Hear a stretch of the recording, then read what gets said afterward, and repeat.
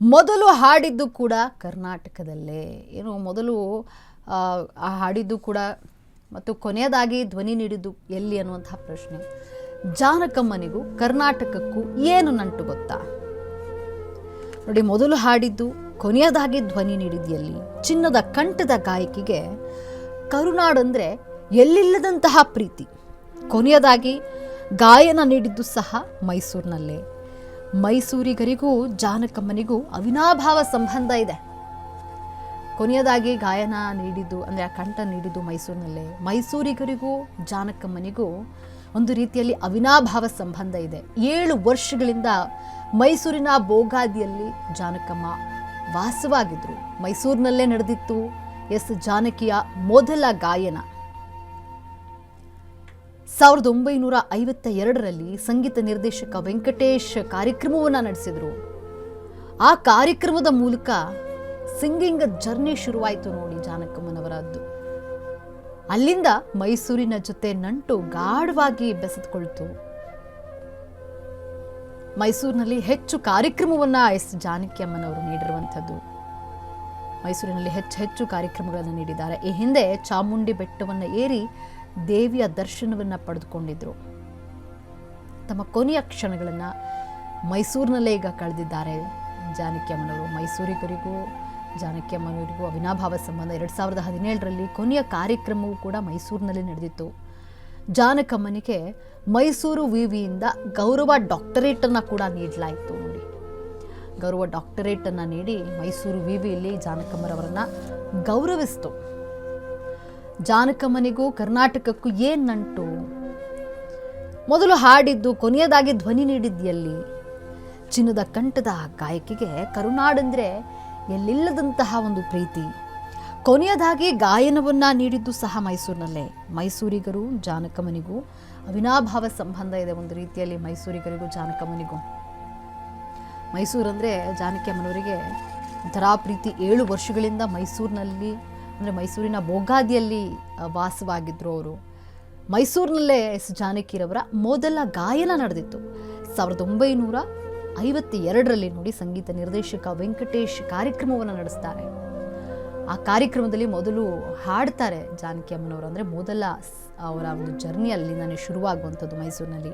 ಆ ಕಾರ್ಯಕ್ರಮದ ಮೂಲಕ ಅವರ ಸಿಂಗಿಂಗ್ ಜರ್ನಿ ಶುರುವಾಯಿತು. ಅಲ್ಲಿಂದ ಮೈಸೂರಿನ ಜೊತೆ ನಂಟು ಗಾಢವಾಗಿ ಬೆಸೆದುಕೊಳ್ತು.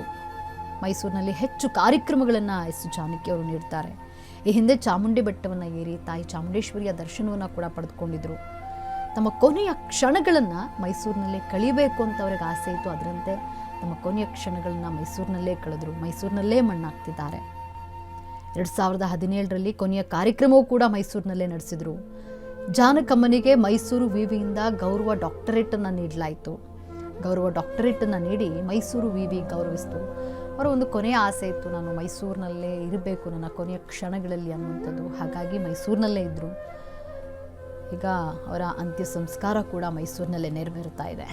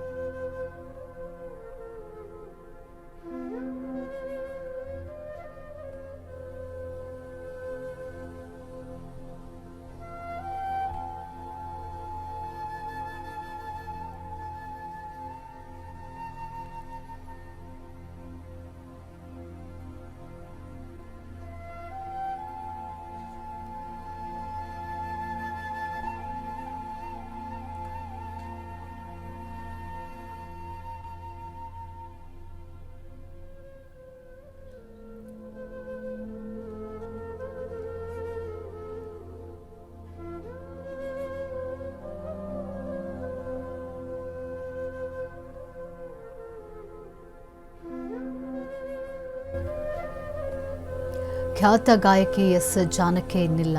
ಮೈಸೂರಿನ ಕಣಿಯನಹುಂಡಿಯಲ್ಲಿ ಅವರ ಅಂತ್ಯಕ್ರಿಯೆಯನ್ನು ನಡೆಸಲಾಗುತ್ತೆ. ಬ್ರಾಹ್ಮಣ ಸಂಪ್ರದಾಯದಂತೆ ಜಾನಕಿ ಅಮ್ಮನವರ ಅಂತ್ಯ ಸಂಸ್ಕಾರ ನೆರವೇರಲಿದೆ. ಕಳೆದ ಕೆಲ ವರ್ಷಗಳ ಹಿಂದೆ ತೋಟವನ್ನು ಜಾನಕಿ ಅಮ್ಮನವರು ಖರೀದಿ ಮಾಡಿದರು ಮೈಸೂರಿನಲ್ಲಿ. ಈಗ ಅದೇ ತೋಟದಲ್ಲಿ ಅವರ ಅಂತ್ಯಕ್ರಿಯೆ ನಡೆಯಲಿದೆ. ಆಗಾಗ ಆ ತೋಟಕ್ಕೆ ಜಾನಕಮ್ಮ ಬರ್ತಾ ಇದ್ರು. ಬೆಳಗ್ಗೆ ಬಂದರೆ ಸಂಜೆವರೆಗೂ ಕೂಡ ತೋಟದಲ್ಲಿ ಇರ್ತಾ ಇದ್ರು. ಜಾನಕಿರವರ ಆಸೆಯಂತೆ ಅದೇ ತೋಟದಲ್ಲಿ ಈಗ ಅಂತ್ಯ ಸಂಸ್ಕಾರವನ್ನು ಮಾಡಲಾಗ್ತಾ ಇದೆ. ಸಂಜೆ 5:30 ಒಳಗೆ ಎಸ್ ಜಾನಕಿರವರ ಅಂತ್ಯಕ್ರಿಯೆ ನಡೆಯಲಿದೆ. ಖ್ಯಾತ ಗಾಯಕಿ ಎಸ್ ಜಾನಕಿಯವರು ಇನ್ನಿಲ್ಲ. ನಿಜಕ್ಕೂ ಕೂಡ ಇದನ್ನು ಹೇಳಲಿಕ್ಕೆ ಮನಸ್ಸು ಭಾರ ಆಗುವಂಥದ್ದು. ಯಾಕಂದರೆ ಅವರ ಕಂಠ, ಅವರ ಮುಗ್ಧತೆ ಮತ್ತು ಅವರ ಸರಳತೆ ಎಂಥವರನ್ನ ಕೂಡ ತನ್ನತ್ತ ಸೆಳೆಯುವಂತೆ ಮಾಡ್ತಾಯಿತ್ತು. ಅಂದರೆ ಅವರ ಬಳಿ ಹೋದವರ ಹತ್ರ ಅಷ್ಟು ಆತ್ಮೀಯವಾಗಿ, ಅಷ್ಟು ಸರಳತೆಯಿಂದ ಮಾತನಾಡಿಸ್ತಾ ಇದ್ರು. 48,000ಕ್ಕೂ ಹೆಚ್ಚು ಹಾಡುಗಳನ್ನು ಹಾಡಿದ್ದಾರೆ. 4 ರಾಷ್ಟ್ರ ಪ್ರಶಸ್ತಿಗಳನ್ನು ತೆಗೆದುಕೊಂಡಿದ್ದಾರೆ. 100 ರಾಜ್ಯ ಪ್ರಶಸ್ತಿಗಳನ್ನು ತೆಗೆದುಕೊಂಡಿದ್ದಾರೆ. ಆದರೂ ಕೂಡ ಒಂದು ಚೂರು ಅಹಂ ಅನ್ನುವಂಥದ್ದು ಅವರಲ್ಲಿ ಇರಲಿಲ್ಲ. ಪ್ರತಿಯೊಬ್ಬರನ್ನೂ ಕೂಡ ಪ್ರೀತಿಯಿಂದ ಮಾತನಾಡಿಸ್ತಾ ಇದ್ರು. ಅವ್ರ ಮನೆಗೆ ಯಾರೇ ಹೋದರೂ ಕೂಡ ಅಭಿಮಾನಿಗಳು ಅವರ ಬಳಿ ಪ್ರೀತಿಯಿಂದ ಮಾತನಾಡ್ತಾ ಇದ್ರು. ಅಷ್ಟು ದೊಡ್ಡ ಗಾಯಕಿ ಆಗಿದ್ರು ಕೂಡ ಅವರಿಗೆ ಅಹಂ ಅನ್ನುವಂಥದ್ದೇ ಇರಲಿಲ್ಲ.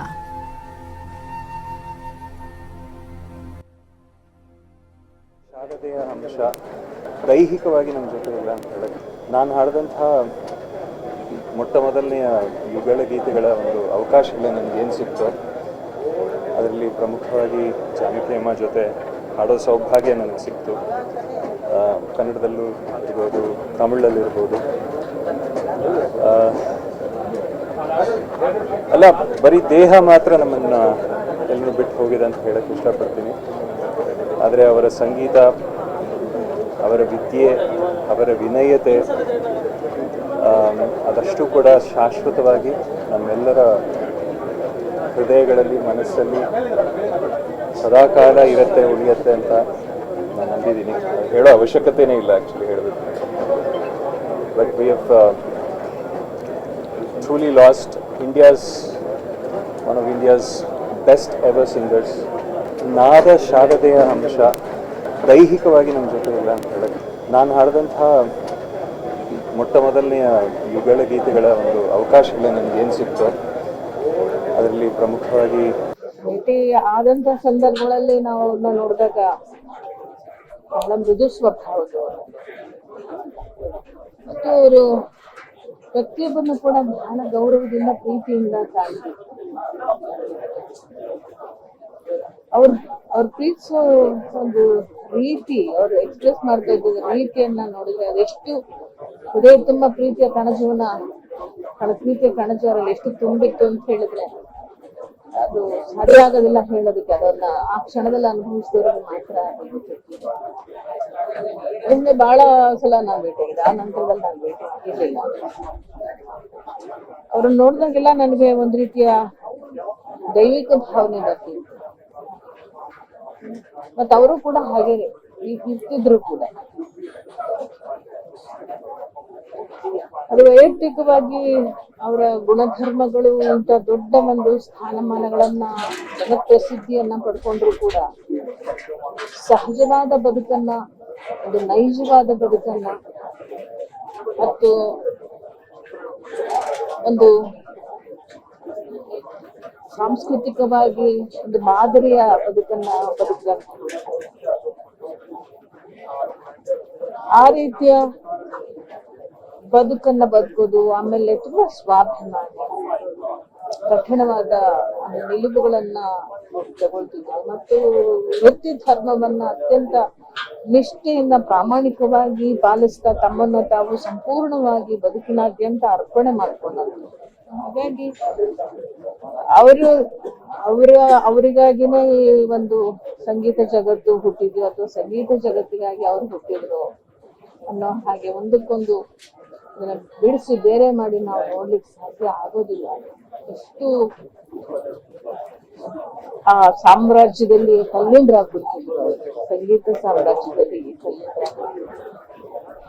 ಯಾರಿಗೇನು ಅನ್ಸುತ್ತೋ ನನಗೆ ಇದು ನಮ್ಮ ರಾಜ್ಯದ ನಮ್ಮ ಭಾಗ್ಯ ಅಂತ ನಾನು ಭಾವಿಸ್ತೀನಿ. ಅಂತಹ ಒಂದು ಸಾಮ್ರಾಜ್ಞಿಯನ್ನ ನಮ್ಮ ರಾಜ್ಯದ ನಮ್ಮ ಮೈಸೂರಿನ ಮಣ್ಣಿನಲ್ಲಿ ನಾವೆಲ್ಲ ಸೇರಿ ಮಣ್ಣು ಮಾಡೋದು ಅಂತಂದ್ರೆ ನಿಜಕ್ಕೂ ಕೂಡ ಅದು ಕನ್ನಡಿಗರ ಭಾಗ್ಯ.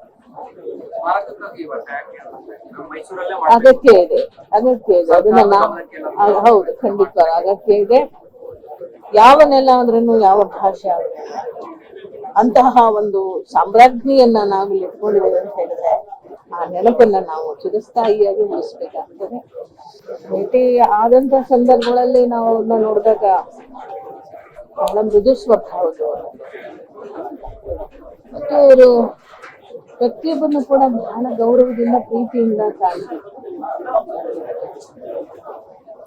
ಅವ್ರ ಪ್ರೀತಿಸೋ ಒಂದು ರೀತಿ, ಅವ್ರು ಎಕ್ಸ್ಪ್ರೆಸ್ ಮಾಡ್ತಾ ಇದ್ದ ರೀತಿಯನ್ನ ನೋಡಿದ್ರೆ ಅದೆಷ್ಟು ಹೃದಯ ತುಂಬ ಪ್ರೀತಿಯ ಕಣಜೀವನ. ರಾಮಾಚಾರಿ ಸಿನಿಮಾದ ಹಾಡುಗಳು ನನಗೆ ತುಂಬ ಇಷ್ಟ. ಎಸ್ ಜಾನಕಿ ಜೊತೆ 1000ಕ್ಕೂ ಹೆಚ್ಚು ಹಾಡನ್ನು ಹಾಡಿದ್ದೇನೆ ಅಂತ ರಾಮಾಚಾರಿ ಹಾಡನ್ನು ಹೇಳುತ್ತಾ ಕಣ್ಣೀರನ್ನು ಹಾಕಿದ್ದಾರೆ. ಇಲ್ಲಿ ಪಂಚಭಾಷಾ ಸಿಂಗರ್ ಮನು ಕಣ್ಣೀರನ್ನು ಹಾಕಿದ್ದಾರೆ. ರಾಮಾಚಾರಿ ಸಿನಿಮಾದ ಹಾಡಂದರೆ ನನಗಿಷ್ಟ. ಎಸ್ ಜಾನಕಿಯ ಜೊತೆ 1000ಕ್ಕೂ ಹೆಚ್ಚು ಹಾಡನ್ನು ಹಾಡಿದ್ದೇನೆ ನಾನು. ರಾಮಾಚಾರಿ ಹಾಡು ಹೇಳುತ್ತಾ ಕಣ್ಣೀರನ್ನು ಹಾಕಿದ್ದಾರೆ ಸಿಂಗರ್ ಇಲ್ಲಿ. ನನಗೆ ಇವರೇ ನನ್ನ ತಾಯಿ ಆಗಿದ್ರು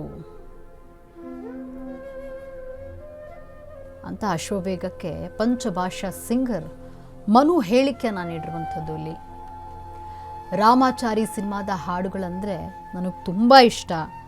ಎಸ್ ಜಾನಕಿ ಜೊತೆ 1000ಕ್ಕೂ ಹೆಚ್ಚು ಹಾಡನ್ನು ನಾನು ಹಾಡಿದ್ದೇನೆ ಅಂತ ಪಂಚಭಾಷಾ ಸಿಂಗರ್ ಮನು ಹೇಳಿಕೆ ನೀಡಿದ್ದಾರೆ.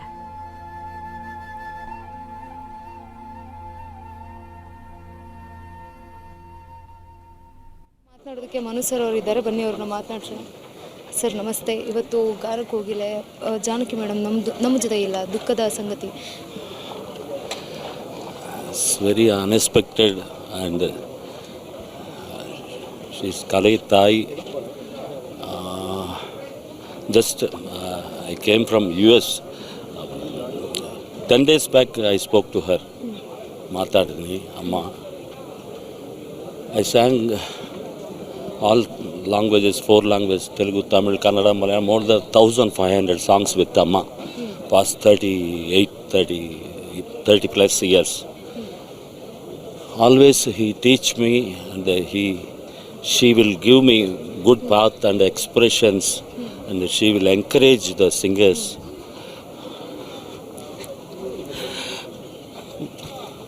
She blessed me so much and very because I don't have mother, so I always look like my mother and she looks me like her son only, like Murali. So I am very close to her past 40 years. I sang whole songs in Ramachari. Akashatagi yaru mahigara. That song. After that I sang so many songs with her in Kannada and Telugu more than 400 to 500 songs and Tamil more than 500 songs in Ilayaraja sir and Rahman sir. Wow, very great loss to music people and everybody so sad. Cine musician unions from AP and Tamil Nadu and Karnataka and Kerala. Everybody very connected with her. Very, she talks from heart to the musicians. That is the beauty. And how many songs, how many languages. She is the Saraswati Pratirupa. That's it. Thank you, sir. Yes, ಇದಾಗಿತ್ತು ಮನು ಅವರ ಮಾತು. Camera person ಗುರು ಜೊತೆ ಗಂಗಾ ಜಾಧವ್, ಮೈಸೂರು.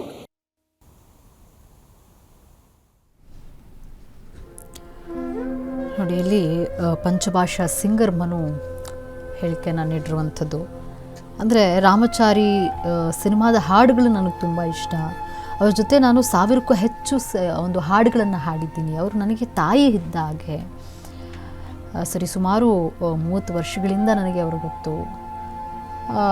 ನನ್ನ ತಾಯಿ ರೀತಿ ಇದ್ದ ಹಾಗೆ ಅಂತ ಹೇಳಿ ಅವರು ಇಲ್ಲಿ ಕಣ್ಣೀರನ್ನು ಹಾಕಿರುವಂಥದ್ದು ಅವರನ್ನು ನೆನೆಸ್ಕೊಂಡು. ಅಂದರೆ ನಿಜಕ್ಕೂ ಕೂಡ ಇದು ಬೇಸರದ ಸಂಗತಿನೇ. ಅಂದರೆ ಒಬ್ಬರು ತಾಯಿ ಹೇಗೆ ಮಾರ್ಗದರ್ಶನವನ್ನು ನೀಡ್ತಾರೆ ಅದೇ ರೀತಿಯಲ್ಲಿ ನನಗೆ ಮಾರ್ಗದರ್ಶನವನ್ನು ಜಾನಕಮ್ಮ ನೀಡ್ತಾಯಿದ್ರು ಅಂತ ಹೇಳಿ ಪಂಚಭಾಷಾ ಸಿಂಗರ್ ಮನು ನಮ್ಮ ವಾಹಿನಿ ಜೊತೆ ಮಾತನಾಡಿದ್ದಾರೆ.